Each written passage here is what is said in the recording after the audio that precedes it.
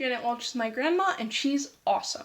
She has done so much over the course of her life, and I'm glad to be able to talk about her today.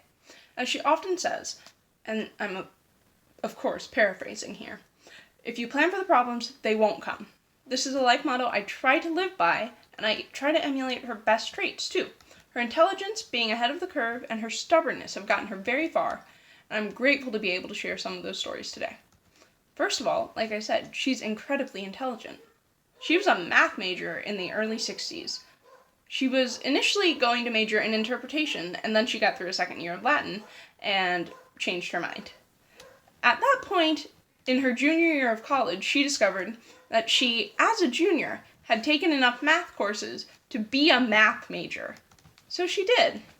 As she puts it, I just kept signing up for the courses, so it made sense to major in it, which I can't really argue with that logic. She actually had almost as many hours of history as she did math, so she probably could have majored in history, but chose to major in math and become a teacher.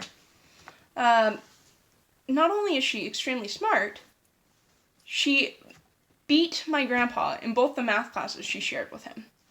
Both of them. She does say that he would have beat her in any chemistry classes they shared, but they never shared any chemistry classes, so I guess we'll never know.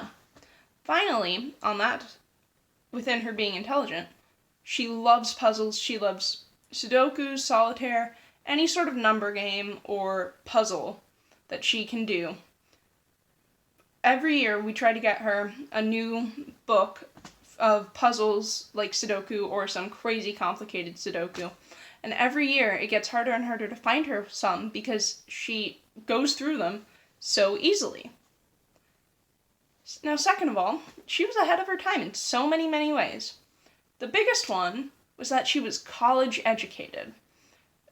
One of her math professors, he was an instructor. He only had a master's degree.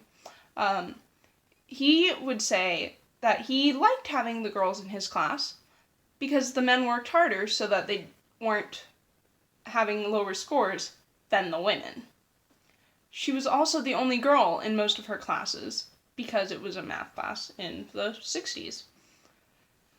Finally, she is stubborn, but in the best possible way.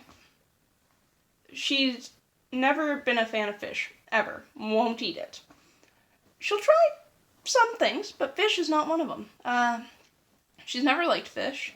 Her mom never cooked fish, didn't like fish either, so she's pretty sure she got it from her.